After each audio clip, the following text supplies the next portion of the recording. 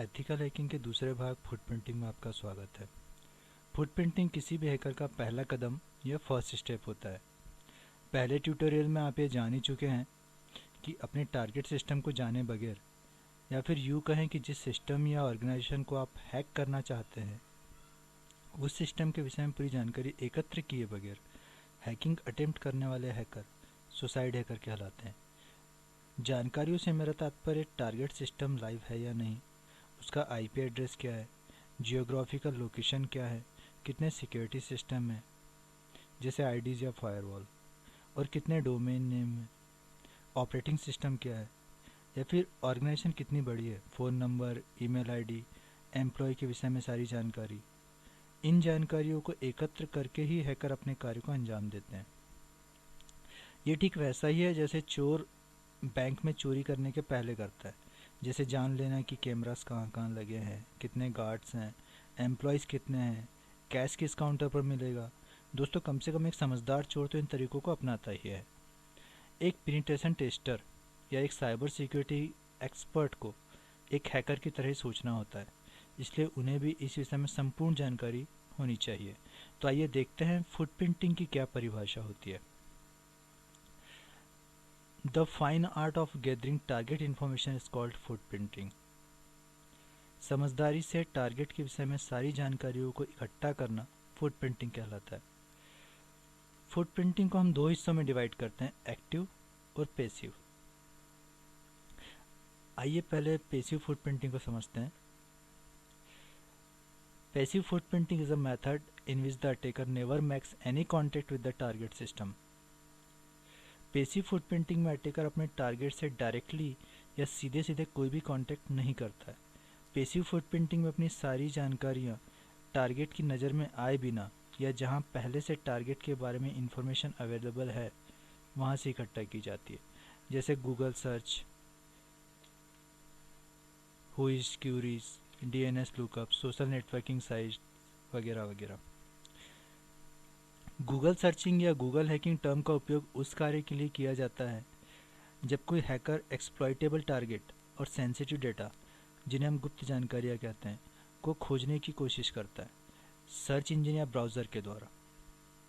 यद्यपि Google curies को block करके रखता है या फिर बहुत कोशिश करता है, पर सच तो यह है दोस्तों कि हैकर को गूगल डेटाबेस हैक करने से और हैक की गई वेबसाइट को या उनकी कमियों को या उनके लूप होल्स को, उनकी वल्नरेबिलिटीज़ को लॉन्च करने से नहीं रोक पाता है। गूगल हैकिंग का अपना एक प्रारूप, एक क्राइटेरिया है। इसमें कुछ चयनित शब्दों का चयन होता है जिन्हें हम कीवर्ड्स कह सकते हैं, और इनका प्रयोग हम कॉलन के साथ करते हैं, जैसे in URL, in title, site, file type. Whois query में किन किन वेबसाइट्स का उपयोग करते हैं, इनका प्रैक्टिकल डेमोन्स्ट्रेशन मैं आपको नेक्स्ट वीडियो में दिखाऊंगा, सारे टूल्स का। अभी हम देखते हैं कि इनमें कितनी उपयोगी जानकारी हमें प्राप्त होती है। हुइज क्यूरीज के द्वारा domain name registration, IP address, registration date, registration expiry date, owner का फ़ोन नंबर, ऑनर का email ID, address, owner name, location से सारी जानकारी हमें मिल जाती है। दोस्तों, सोशल नेटवर्किंग साइट पर आजकल अपनी डिटेल्स शेयर करना आम बात हो चुकी है। आप अपने प्रोफाइल में सारी डिटेल्स बिना सोचे समझे डाल देते हैं। फेवरेट मूवीज़ कौन सी है, फ़ोन नंबर क्या है, ईमेल आईडीज़ क्या है, location, pet name, pin code, father's name, mother's name, सारी डिटेल्स हमारी पहले से ही डली हुई होती हैं। जब कभी किसी हैकर को हमारे पासवर्ड्स को हैक करना होता है तो गेसिंग पासवर्ड अटैक में इन्हीं सारी जानकारियों का उपयोग करता है। तो मेरी सलाह है दोस्तों कि जब भी किसी सोशल नेटवर्किंग साइट्स पर अपनी डिटेल्स डालें तो उन्हें किसी और के साथ शेयर ना करें, प्राइवेट में रखें, लॉक करके रखें, या फिर ऐसी डिटेल्स डालें ही ना। Active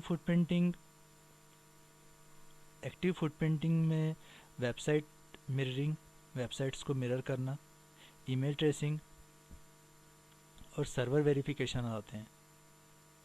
website mirroring, download all available content for offline analysis. हम सारे कंटेंट्स को ऑफलाइन एनालिसिस कर सकते हैं। मिररिंग वेबसाइट में वेबसाइट को एज इट इज़ कॉपी किया जाता है वेबसाइट मिररिंग टूल्स के द्वारा, जैसे teleport pro, iMiser, HTTP website copier. और वेबसाइट को मिरर करने के बाद फिर ऑफलाइन उनमें वल्नरेबिलिटीज़, लूप होल्स और कमियां ढूंढी जाती हैं। ऑफलाइन ये सब चीज़ें करने से रिस्क एकदम ना हो जाता है, ना के बराबर हो जाता है, रिस्क नहीं रहते। ईमेल ट्रेसिंग सॉफ्टवेयर में हम एग्जामिन ईमेल प्रोसेसिंग पाथ, आपको ईमेल कहाँ से भेजा गया है, किसने भेजा है, किस आईपी से आया, ये सारी चीज़ें पता चल जाती है। इनके लिए हम कुछ टूल्स का उपयोग करते हैं, जैसे email tracker pro, MSG tag, polite mail और ज़ेंडियो। कोई आपको कोई फेक मेल भेजता है, उस फेक मेल का एक्चुअल आईपी एड्रेस पता करना, उसकी सारी डिटेल्स निकालना, एक्चुअल लोकेशन पता करना कि वो कहाँ से भेजा गया है, ये सारी चीज़ें हमें पता चल जाती है। सर्वर वेरिफिकेशन में हम पता करते हैं सर्वर रीचेबल है या नहीं। अपने सिस्टम से सर्वर रीचेबल है या नहीं, इसका मतलब ये हुआ कि सर्वर उस समय ऑन है या नहीं, मतलब जिस टारगेट को आप हैक करना चाहते हैं या हैकर उस जिस टारगेट को हैक करना चाहता है, पहले वो देखता है कि वो सिस्टम लाइव है या नहीं, तो उसके लिए पिंग कमांड का यूज़ किया जाता है। Enumerate network path from attacker to target,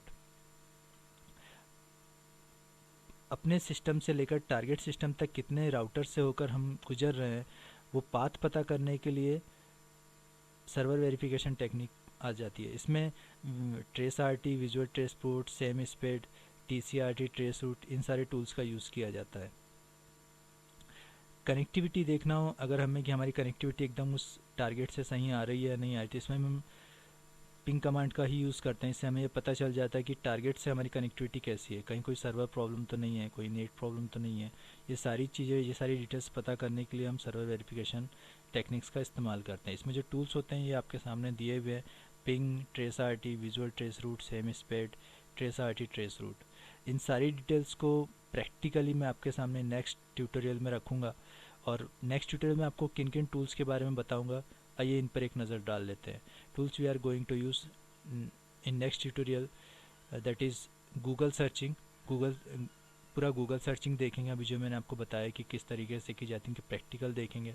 कुछ वेबसाइट्स ऐसी हैं दोस्तों जिन्होंने पहले से ही सारे गूगल को हैक करके, उनके पूरे डेटाबेस को हैक करके रखा हुआ है। वो 2 वेबसाइट्स हैं, उन दोनों वेबसाइट्स पर हम एक नज़र देखेंगे और ये देखेंगे कि किस तरीके से उनकी सर्चिंग टेक्निक्स हैं। www.hackerforcharity.org, www.exploit-db.com। फिर हम देखेंगे वेबसाइट इन्फॉर्मर.com पर। वेबसाइट इन्फॉर्मर.com वो वेबसाइट है जो आपको सारी वेबसाइट की सारी डिटेल्स प्रोवाइड कराती है। वेबसाइट का ऑनर कौन है, आईपी एड्रेस क्या है, फ़ोन नंबर, ईमेल एड्रेस, सारी जितनी इन्फॉर्मेशन हमें लगभग फुटप्रिंटिंग में चाहिए होती है, पैसिव फुटप्रिंटिंग के जरिए, वो वेबसाइट इन्फॉर्मर.com से हमें मिल जाती है। HTTP एक वेबसाइट कॉपियर वेबसाइट को मिरर करने के काम आएगा, इसका भी हम प्रैक्टिकल डेमोन्स्ट्रेशन देखेंगे नेक्स्ट ट्यूटोरियल में।